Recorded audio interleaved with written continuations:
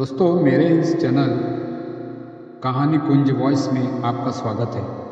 दोस्तों, मेरे इस चैनल पर मेरा ये पहला वीडियो है। उम्मीद करता हूँ आप लोगों को पसंद आएगा। इसके साथ मेरे इस चैनल पर आपको अलग अलग तरह की कहानियाँ सुनने को मिलेगी, जैसे पारिवारिक कहानियाँ, नैतिक कहानियाँ, प्रेरणादायक कहानियाँ, डरावनी कहानियाँ, बच्चों की कहानियाँ, दुखद कहानियाँ, दर्दनाक कहानियाँ, पंचतंत्र की कहानियाँ और भी बहुत सी मनपसंद कहानियाँ मेरे आवाज़ में सुनने को मिलेगी। जो भी कहानियाँ सुनने का आनंद लेना चाहते हैं, मेरे चैनल को फॉलो और सब्सक्राइब करें। तो चलिए कहानी की शुरुआत करते हैं। मजबूरी। रंजन 8वीं क्लास में पढ़ता था। आज स्कूल से छुट्टी होते ही वह घर पहुंचा तो देखा उसकी मम्मी बैठी रो रही थी। मम्मी, क्या बात है? आप क्यों रो रही हो? रंजन के पापा गुजरात गए थे बिजनेस करने के लिए। उन्हें 2 साल हो चुके थे। शुरू में पैसे भिजवाते थे, धीरे धीरे वो भी बंद हो गए। फिर फोन भी आने बंद हो गए। आज सरिता ने फोन किया तो उन्होंने कहा, मेरा तुम दोनों से कोई मतलब नहीं है। मैंने यहाँ रहने का फैसला कर लिया है। मैं अब कभी वापस नहीं आऊँगा और आज के बाद इस नंबर पर कभी फ़ोन मत करना। यह कहकर उन्होंने फ़ोन काट दिया। सरिता जी इस बात को सुनकर तब से रोए जा रही थी। मम्मी, आप चिंता मत करो, मैं कल से कोई ना काम ढूंढ लेता हूँ। हम अकेले रह लेंगे। हमें किसी की ज़रूरत नहीं है। पापा के लिए उनके मन में कड़वाहट भर चुकी थी। वह अपनी माँ को सांत्वना देने में लगा था। रंजन की बात सुनकर सरिता जी को अच्छा लगा, लेकिन इतनी छोटी सी उम्र में उसकी पढ़ाई छुड़वाकर काम पर लगा देना, यह उन्हें समझ में नहीं आ रहा था। नहीं बेटा, तुझे बहुत मेहनत से पढ़ना होगा। पढ़ लिख कर तुझे कुछ बनना होगा ताकि हम दुनिया का मुकाबला कर सके। मैं मेहनत करूंगी, बस तुम मन लगाकर पढ़ाई कर। मम्मी, पढ़ाई से जरूरी घर का खर्चा चलाना है। आप क्या करोगी? कभी घर से बाहर आप निकली नहीं। आपको कौन काम देगा? मैं काम करूंगा। मैंने सोच लिया, काम के साथ साथ शाम को पढ़ाई कर लूंगा। अगले दिन से रंजन काम की तलाश में भटकने लगता है। कई दिन भटकने के बाद भी उसे कोई काम नहीं मिलता। इधर सरिता जी भी रंजन के जाने के बाद काम की तलाश शुरू कर देती है, लेकिन उन्हें भी कोई काम नहीं मिलता। एक दिन दोपहर के समय रंजन को बहुत भूख लग रही थी। वह सुबह से भूखा था और काम ढूंढ रहा था। तभी वह एक चाय की दुकान के बाहर पहुंच जाता है। भैया, मुझे एक चाय दे सकते हो? लेकिन मेरे पास पैसे नहीं है। बहुत भूख लगी है। मैं शाम तक आपकी दुकान पर काम कर दूंगा। भूख लगी है तो चाय क्यों पीना चाहते हो? खाने के पैसे नहीं है ना। चाय से भूख मर जाएगी। दुकानदार उसे चाय और साथ में पाव खाने को देता है। रंजन खाने के बाद दुकानदार के पास पहुंचता है। बताइए, क्या काम करना है? मैं शाम तक आपका काम करता रहूंगा। जा बेटा, घर जा। हम छोटे बच्चों से काम नहीं करवाते। किसी ने देख लिया तो पुलिस हमें पकड़ लेगी। लेकिन मैंने तो आपकी चाय पी है, उसके पैसे कैसे चुकाऊंगा? जा बेटा, जब पैसे हो दे जाना। नहीं, मुझे न कुछ काम बताइए, मैं कर दूंगा।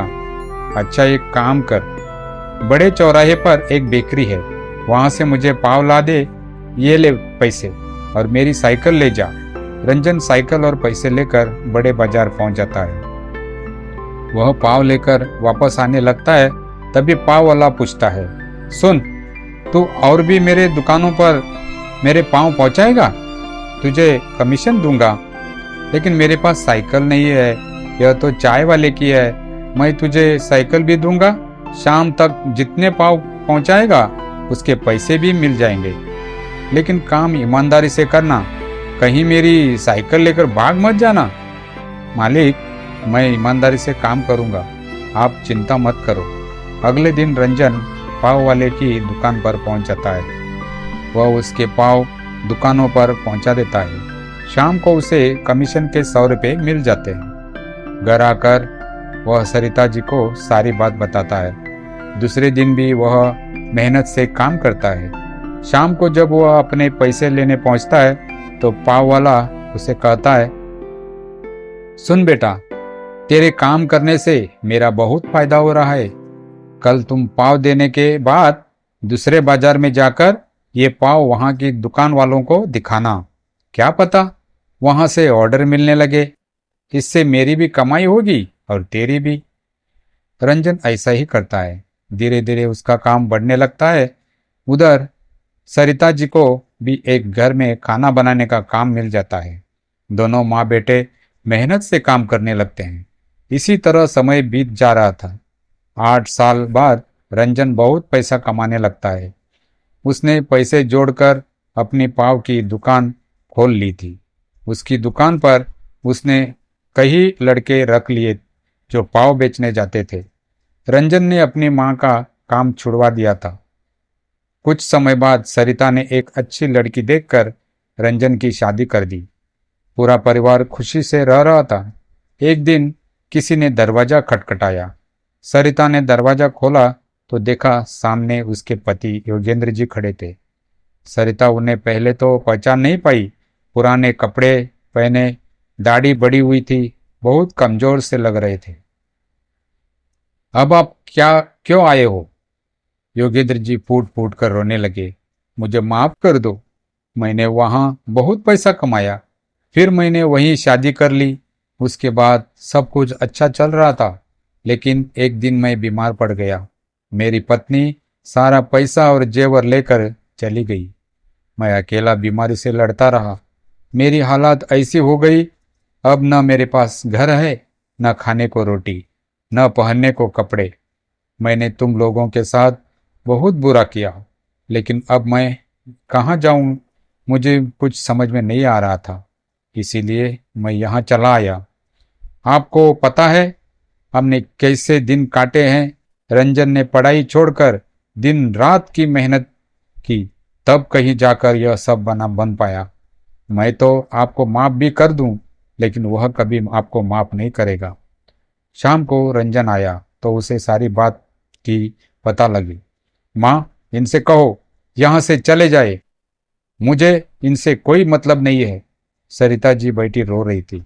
उन्हें रोता देखकर रंजन कहने लगा, मम्मी, मैं आपको रोते नहीं देख सकता। ये बाहर वाले कमरे में रह सकते हैं, लेकिन हम लोगों से कोई मतलब नहीं होगा। आप इनका खाना वहीं पहुंचा देना।